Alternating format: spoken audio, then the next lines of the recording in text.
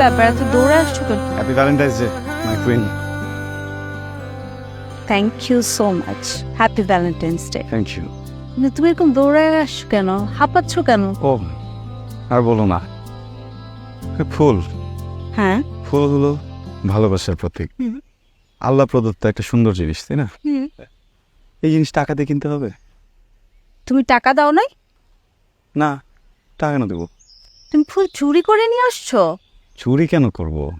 আমি ওই ছেলেটাকে বুঝাই বলছি, ও তখন বুঝছে। আমি ওর কাছে ফুলটা নিয়ে একটু হাঁটা ধরছি, ও আবার কি যেন বলতে আসে। আমি ভাবলাম যে ওর সাথে কথা বলতে গেলে তোমার কাছে আসতে দেরি হয়ে যাবে না, এই জন্য দৌড় দিচ্ছি।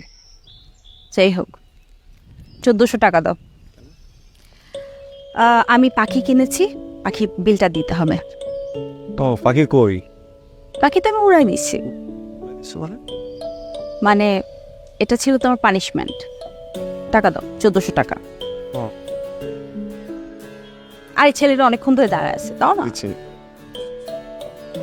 1400 না? আচ্ছা 1400 টাকা। কত? 1400ই কম টম। আচ্ছা 1400।